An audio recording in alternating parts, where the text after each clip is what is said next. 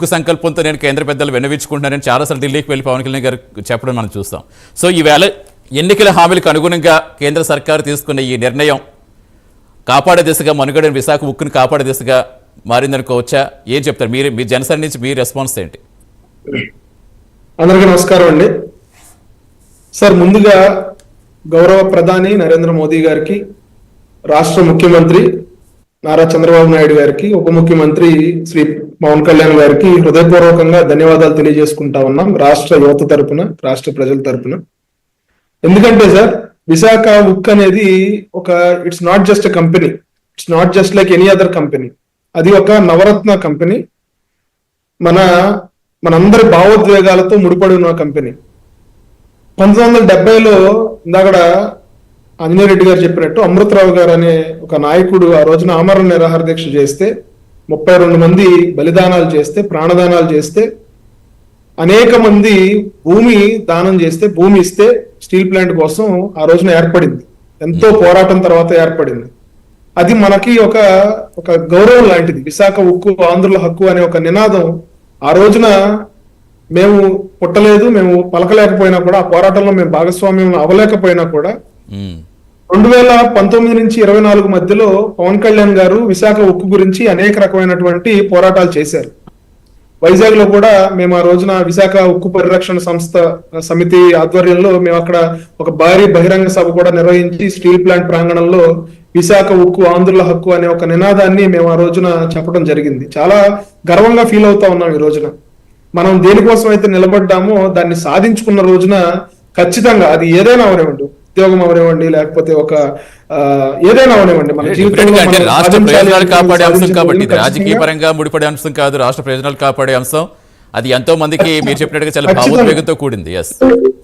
ఖచ్చితంగా మనం ఈ రోజున అందరం కూడా గర్వపడాల్సిన అంశం. అయితే విశాఖ ఉక్కుతో నాకు కూడా పర్సనల్ అనుభవం ఉంది.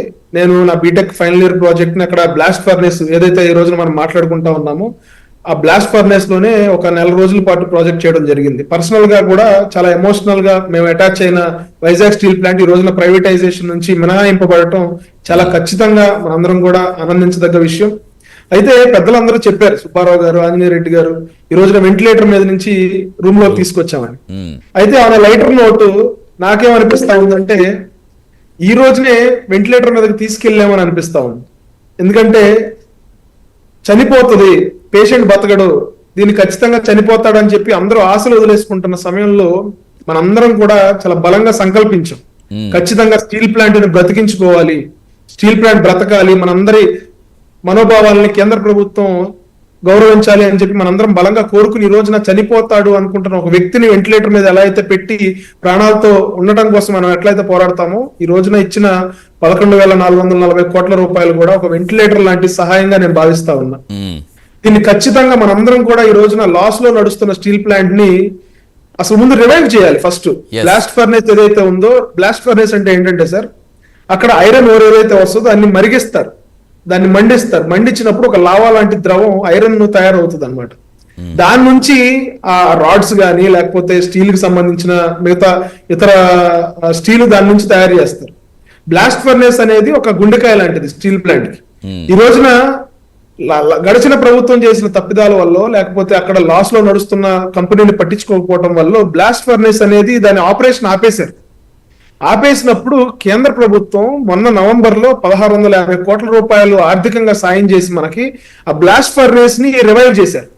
ఆ బ్లాస్ట్ ఫర్నేస్ లో ఐరన్ ఓర్ ని మరిగించే ప్రక్రియను ప్రారంభించారు. మళ్ళీ దాదాపు 1,650 కోట్ల రూపాయలు, అంటే 3 బ్లాస్ట్ ఫర్నేస్లు ఉంటే 2 బ్లాస్ట్ ఫర్నేస్లలో వర్క్ స్టార్ట్ అయింది. ఈ రోజున ఇచ్చిన ఈ ప్యాకేజ్ ఏదైతే ఉందో దీంతో ఆగస్టు 2025 నాటికి మొత్తం 3 బ్లాస్ట్ ఫర్నేస్లు కూడా ఆపరేట్ చేయగలగాలి.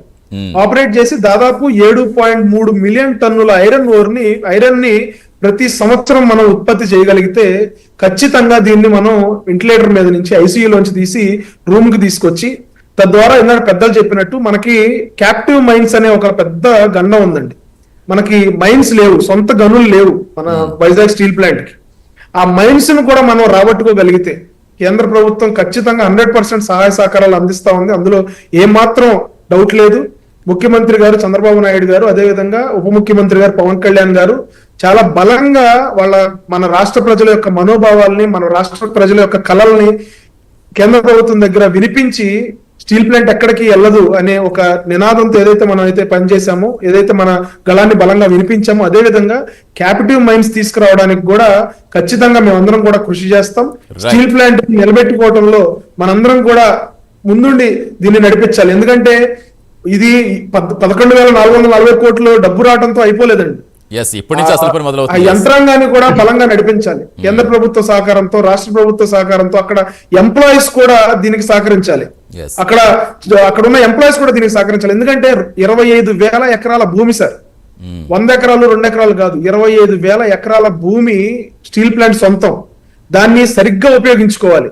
గడిచిన ప్రభుత్వం లాగా దీన్ని రియల్ ఎస్టేట్ వెంచర్లు చేసి పొలాలు అమ్మేసి వచ్చిన డబ్బులతో మేము దీన్ని ప్రైవేట్ పరం చేస్తాము, లేకపోతే ఆ డబ్బులు వాడుకుంటాము, అట్లా కాకుండా ఖచ్చితంగా దీని మీద దృష్టి పెట్టి ఆపరేషన్స్ ని సజావుగా సాగేలాగా చేసి, కేంద్ర ప్రభుత్వం మానిటరింగ్ చేసి, సరైన సిఇఓని అక్కడ దానికి అలాట్ చేసి, ఈ ఆపరేషన్స్ ని కనుక మనం సక్రమంగా చేయగలిగితే ఖచ్చితంగా ఈ ఐసీయూ నుంచి రూమ్ కు షిఫ్ట్ చేసి, రూమ్ నుంచి మనం ఆ మనిషి బయట బాహ్య ప్రపంచంలో ఉత్సాహంగా ఆనందంగా నడిచే ప్రక్రియ ఎలా అయితే ఉంటుందో అదే విధంగా స్టీల్ ప్లాంట్ ని లాభాల బాటలో తీసుకెళ్ళాలి. ఎందుకంటే sir steel plant, Vizag steel plant లోంచి వచ్చే ఐరన్ చాలా మంచి క్వాలిటీ ఉంటుంది సార్, మంచి క్వాలిటీ ఉంటుంది. కాకపోతే దానికి ఉన్న ఒక పేరు ఏంటంటే రేట్ ఎక్కువ అమ్ముతారు అని. సో దాన్ని కూడా పరిగణలోకి తీసుకుని అందరికి అందుబాటులోకి క్వాలిటీ ఐరన్ ని రీజనబుల్ ప్రైస్ కి మనం తీసుకొచ్చి గనక లాభాల బాటలో నడిపించి, క్యాప్టివ్ మైన్స్ ని గనక మనం కేంద్ర ప్రభుత్వం సహాయంతో మనం దాన్ని కూడా అలాట్ చేసుకుని, ఎందుకంటే గడచిన ప్రభుత్వం మిగతా మైన్స్ యొక్క లైసెన్స్ కూడా రెన్యువల్ చేయలేదండి. అంటే మ్యాంగనీస్ గానీ, శాండ్ గానీ, లేకపోతే క్వాడ్స్ గానీ, ఈ మైన్స్ తాలూకా లైసెన్స్ కూడా రెన్యువల్ చేయలేని దుస్థితిలో ఆ రోజున స్టీల్ ప్లాంట్ ని పెట్టారు. ఈ రోజున మనం ఒక ఆక్సిజన్ లాంటిది ఇచ్చి ఒక ప్రాణాలు కాపాడి ఖచ్చితంగా స్టీల్ ప్లాంట్ కోసం పోరాటం చేసిన ఎంతో మంది బలిదానాలను గౌరవించుకుని మనం స్టీల్ ప్లాంట్ ని కాపాడుకునే పరిస్థితి ఖచ్చితంగా మనందరం కూడా గౌరవించుకోవాల్సిన అవసరం ఉంది కేంద్ర ప్రభుత్వాన్ని, మన నాయకుల్ని. ఎందుకంటే పవన్ కళ్యాణ్ గారు వైజాగ్ లో మీటింగ్ పెట్టినప్పుడు ఒక మాట చెప్పారు సార్, మీరు మా కోసం నిలబడండి, మేము మీకోసం ఎలా నిలబడతామో మీరు చూస్తారని చెప్పి పవన్ కళ్యాణ్ గారు ఆ రోజున వైజాగ్ సాక్షిగా మాట్లాడారు. ఈ రోజున ప్రభుత్వానికి ఒక నిమిషం సార్, ఈ రోజున కూటమి ప్రభుత్వానికి 124 సీట్లు ఇచ్చి రాష్ట్ర ప్రజలు అండగా నిలబడ్డారు. ఈ రోజున రాష్ట్ర ప్రభుత్వం, కేంద్ర ప్రభుత్వం వాళ్ళ ఎమోషన్స్ కి, వాళ్ళ సెంటిమెంట్స్ కి ఈ రోజున వీళ్ళు బలంగా నిలబడ్డారు. ఖచ్చితంగా ప్రజలు నిలబడ్డారు, ప్రజల కోసం ఈ రోజున నాయకులు నిలబడ్డారు. ఆ రోజున ఒక ప్లకార్డు పట్టుకోవడానికి ధైర్యం సరిపోలా ఆ రోజున ఉన్న ఎంపీలకి.